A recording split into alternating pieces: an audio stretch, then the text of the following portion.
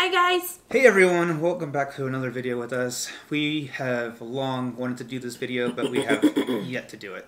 So here we are. Finally doing it. And this video comes to us, and it's very exciting because if you've watched our previous videos, one of the goals we had for 2021 was to hit 50 subscribers. And we made it and we a while back now. It's a while back now, but we still wanted to take a minute to acknowledge everybody that's kind of supported us on this what should be a one-year journey. So thank you, Jasmine. What was cool is that our 50 subscribers was not only someone we knew, but just we were able to hit that point and that milestone. So it was fun to have someone that we knew be our 50th subscriber. So thank you, girl. So we wanted to jump in with this, kind of reviewing what our 1 year of being on YouTube has been like, what we've learned, and all the things that go along with having a small channel, because typically you see these videos for large channels, what I did with 100,000 subscribers, that's not us. What we did with 50. Almost 60 now. So let's jump right into it. So the first thing that I learned personally is how sucky my editing was in the beginning. If you watch like our first 5 vlogs, maybe 6, I was editing on my phone because we were doing a road trip from Florida to Colorado and I didn't know anything about editing. I just decided to learn on the fly. So that brings us to our first tip in that YouTube is not easy. So for anyone that patronizes people that make money on YouTube, don't patronize them because it's hard work. Patreon them. Patreon them, yeah. So it's not easy. There's a lot of moving parts to having videos. There's even more moving parts to having good videos, from the editing to producing the good camera angles to just the thumbnails to just the music and all those little pieces. And they all can cost a lot of money if you let them to. But that's our biggest takeaway thing for our first tip, is that it's not easy. There's a lot of things that go into it, and I think that's important to remember. And when you watch, hold on, there's blue hairs.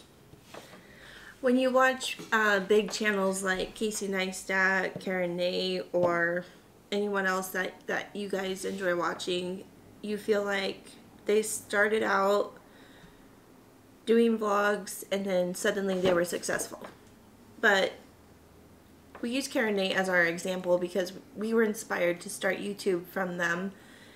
They weren't an overnight success. It took them 3 years to really get going, and that was continuous vlogging even when they didn't feel like it. And I feel like for us, we run into the same thing. And if you watch their early vlogs, and it's kind of humbling, I like watching their early stuff because it shows that their videos were not great. They were entertaining because we now know them as who they are, but they were not well produced, and they were built by amateurs. And just like us. Just like us.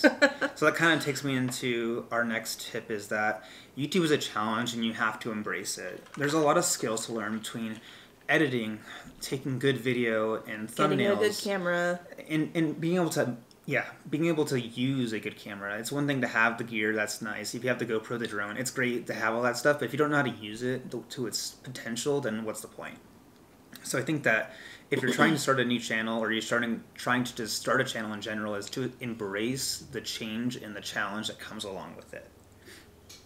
And I feel like YouTube makes you try new things. And if you're I feel like people that should be on YouTube aren't on YouTube. What's your friend's name on the boat? Oh, Ben. Ben, I'm talking to you. People that should be on YouTube are afraid of the camera.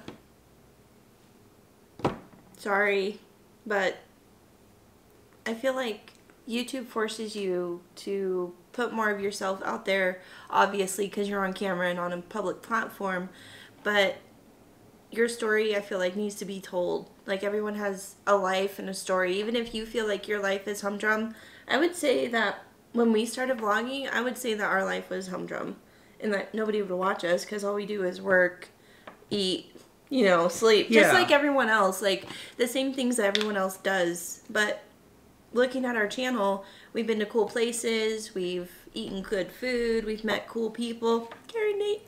And those are not things that we did to make content. Like, we didn't contrive those just to make videos. Those Right. are things that we do regularly. And I think that with vlogging, a cooking channel, a tutorial channel, no matter what you're doing with YouTube, I think that You everyone have something has, to offer. and you just got to figure out your why. And I don't know, there's just something really cool about being able to kind of like look into someone else's life, no matter how interesting or not interesting, the perspective that they take. I think those are important things to remember. And that kind of leads me into our third tip, and is that with the way that we do YouTube, it requires teamwork. I consider this a business. But, if you guys hang out to the end, we have some really awesome just feedback we've been given, and just some advice that we were given a while back. And I think that this really pertains to that, and is that defining your roles is really important, and knowing what each person does. Because if you ever worked at any job, if you deviate from what you're supposed to do, and it muddies up the system as to what's being done and who's done it. So I think that being sure to make sure that you're doing your job and not trying to step on anyone else's toes is really important. And I think that it just helps with the flow of life. That's kind of like a good principle for just following.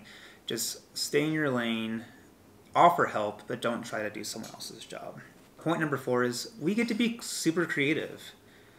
Talia gets to mess with all the different things that go along with editing, from the music to just the cuts, and I get to really play around with how the video will look. And I think that's Camera angles and just stuff like different things you can do with it, and just different aspects of producing off of a camera. And that's not something I've had before. And in my line of work, I don't get a lot of creativity in that platform, not in an artistic platform. But that's what's really cool about starting a channel, is that you get to be creative and you get to make your own decisions about how you want something to look. new skill unlocked. Exactly. So, number 5 is YouTube gives you a place to grow and fail, but fail in a safe way. We've had videos that have flopped and that have not been well. Like, we've just went over our videos and kind of looking at Some of the very first videos when Yeah. we first started. Yeah. We went through some of the videos and just kind of looking at where we came from and where we're going. Our very, very first video is painful to watch. Hello! We are going to start a vlog to record our move from Florida to Colorado. We're both just staring at the camera and saying a lot of nothing. So, like, it gives you a place to grow. We've learned how to speak in front of the camera. We've learned how to do lots of things, and we're always growing and learning. I still get nervous sometimes if I don't know what to say, or if I forget what I want to talk about, then there'll be awkward silence. Thankfully for editing, I can scooch those out. But there is no editing out the level of awkward that we had. Oh gosh. No. Especially since I was editing on a phone and I was like, well, here goes. We're the true humble beginnings, and we really have enjoyed the process that goes into YouTube. And we haven't had any like epic fails per se, but we just have things that we've learned from, and just like we've had videos that have not done as well that we want to do well, and then we've had videos that like Helium. yeah, helium, like things that we have put zero effort into. That were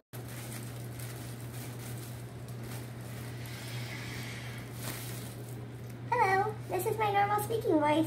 Oh my gosh, I sound like a chipmunk. like really popular. The videos that we put less effort, not less effort, but we just don't Just made to put out. yeah, and like that we don't expect to. Deadpool Monopoly. I did not expect that to do as well as it did, because we didn't produce it as well as we would have something else, but it was fun to Which do. means we need to do more game reviews, which means we need to do more game nights. You're silly. So, those are the 5 tips I have for y'all.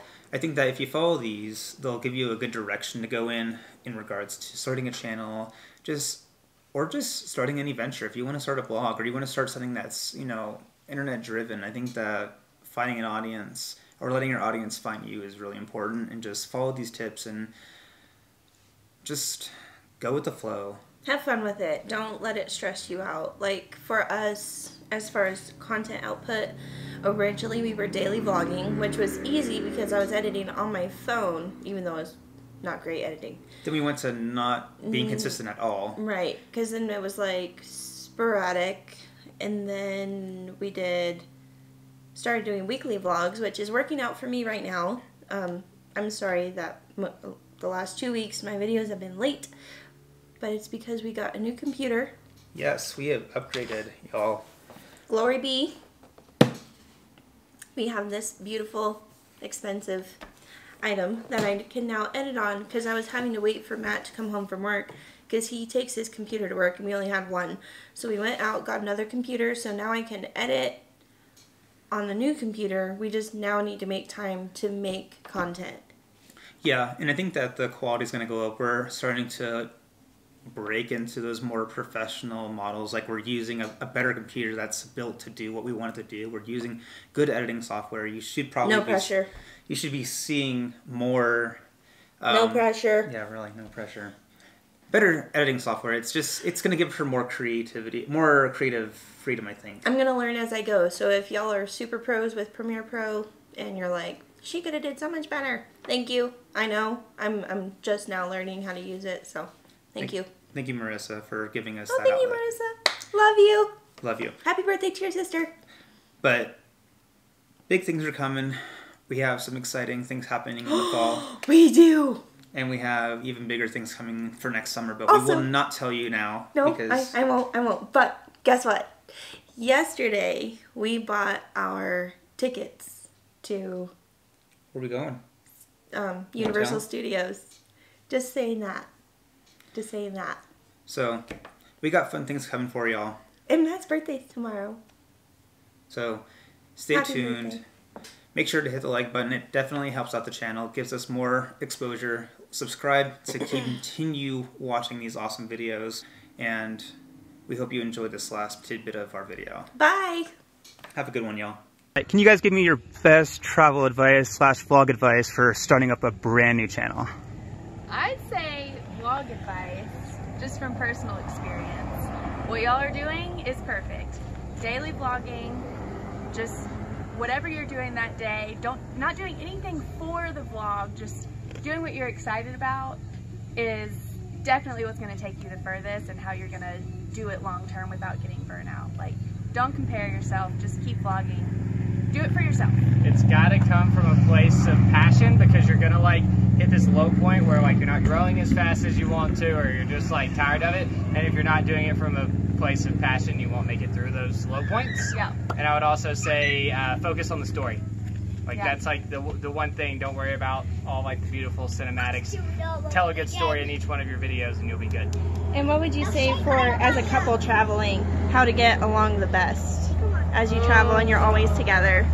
I think what we That's accidentally stumbled into early on was just defining roles. 'Cause Uh-huh. if you're both Yeah. trying to like do everything, then that's kind of like what leads to tension and fights. Okay. But if you kind of like establish your own roles, then like Kara's in charge of some things, I'm in charge of other Yeah. things, and Figure out your strengths and don't try to do each other's jobs.